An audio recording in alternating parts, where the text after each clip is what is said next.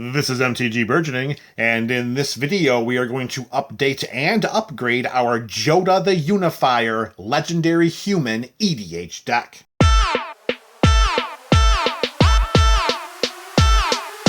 Welcome back to another installment of our Up and Up series. Today we are going to update and upgrade Jodah the Unifier. We have a Legendary Human tribal build here, and we're going to start by adding our first of 4 new cards into the 99 of this deck. The first new card going in, it is the Mirror of Gadriel. Here we have a legendary artifact. Note that it is legendary because we do have a lot of legendary synergies in this 5-color build. It's a generic mana cost of 2 mana. We can tap 5, we can pay 5 generic mana, tap this to scry 1, and then draw a card. However, this ability costs 1 generic mana less to cast for each legendary creature we control. It should not be difficult at all to just turn this artifact sideways to scry 1 and draw a card because of how many different legendary creatures we have in the 99 of this deck. So with that card drawing machine going in, the card that's coming out, it is Thalia Heretic Cather. Now, Thalia has worked pretty well when she's been on our side of the battlefield.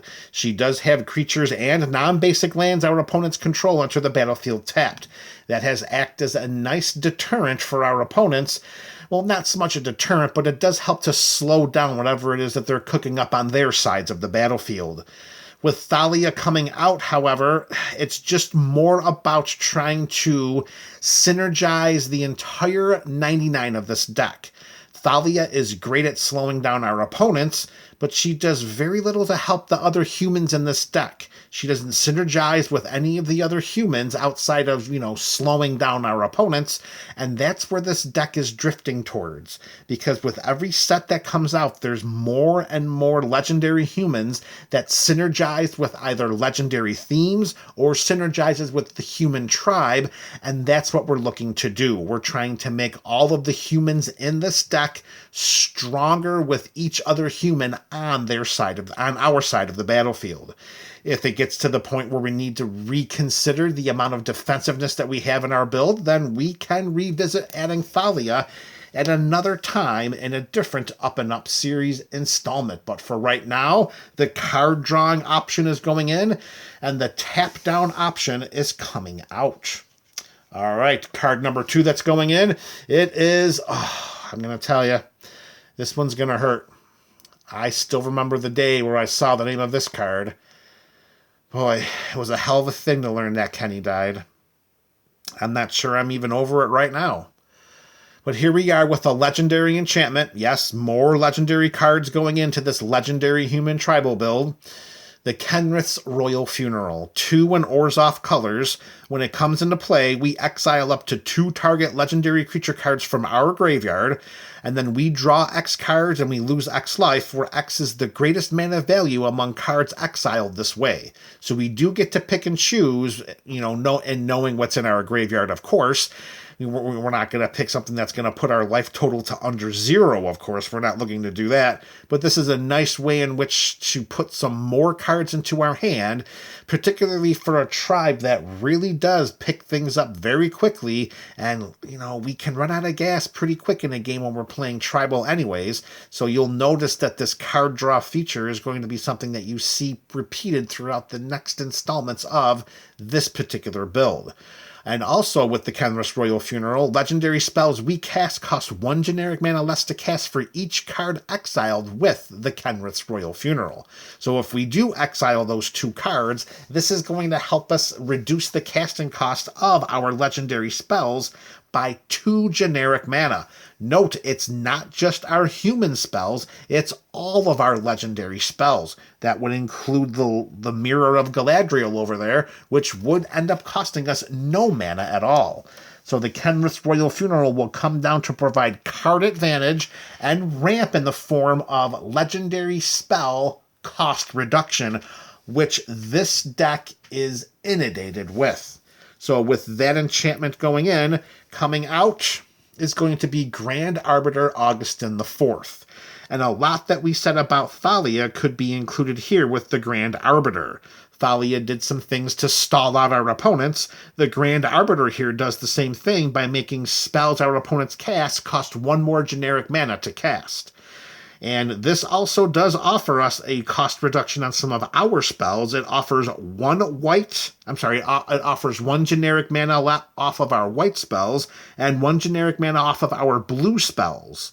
However, Kenriths Royal Funeral gives us 2 generic mana off of every legendary spell in the deck, which from a cost reduction standpoint is better than what the Grand Arbiter is offering us. Losing the tax on our opponent's spells, I mean, that could hurt us maybe a little bit. Again, if we have to revisit the defensiveness of this deck in the future, we will. But with the same mana value of 4 for this legendary creature versus the 4 mana of that legendary enchantment, plus the card advantage that the Kenriths Royal Funeral provides, this makes the legendary enchantment better than Grand Arbiter in this type of build. All right, card number 3 going in. We have Sigarda Font of Blessings. We have a 4/4 angel with flying for 2 in Selesnya colors. This gives other permanents we control hexproof, which is a great way to protect all of our legendary permanents, because if our opponents are trying to target them with any types of spells or removal, spells or abilities, not gonna happen with the hexproof, except they could target Sigarda, but we have other ways to protect her. We may look at the top card of our library at any time, and we may cast angel spells and human spells from the top of our library. Although we don't have many angels in this deck, we do have 1. We have a lot of humans in this deck, and Sigarda lets us cast them from the top of our library and protects them with the hexproof. With that version of Sigarda going in, she's going to replace a previous version of herself in the Heron's Grace. Here we have a 4/5 Sigarda for 3 in Selesnya colors. She does fly, of course, because she is one of our angels. She gives us and humans we control hexproof, so we are keeping the hexproof here. We're just losing it for the personalized hexproof that she provides.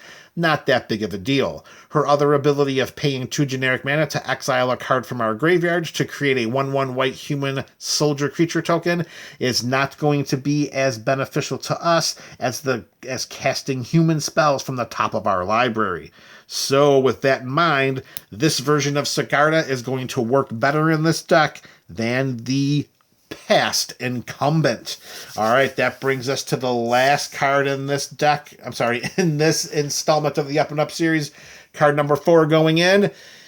It was only a matter of time until Aragorn the Uniter found its way into this deck. Here we have a 5/5 human noble for red, green, white, and blue mana with 4 different color-dependent triggered abilities. Whenever we cast a white spell, we create a 1/1 white human soldier creature token. Whenever we cast a blue spell, we scry 2. And whenever we cast a red spell, Aragorn deals 3 damage to target opponent. And whenever we cast a green spell, target creature gets +4/+4 until end of turn. With so many of the legendary humans in this build multicolored creatures, if we can get Aragorn onto our side of the battlefield, we should have very little trouble triggering many of his abilities each time we cast one of those spells.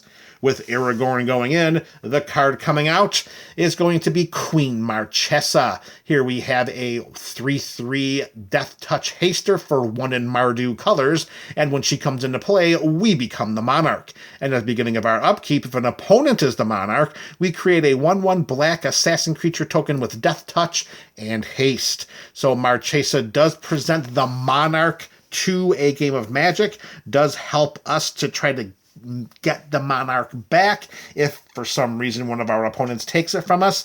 But in a vacuum, particularly in one that we're trying to synergize here with all of the different legendary synergies and humans that we have in this Jodah deck, Aragorn is going to do more for this build than Queen Maressa could. All right, folks, there you have it. Up and Up series, another installment for Jodah the Unifier. Let me know your thoughts about these changes in the comment section below. This is MTG Burgeoning, your channel for all things Magic.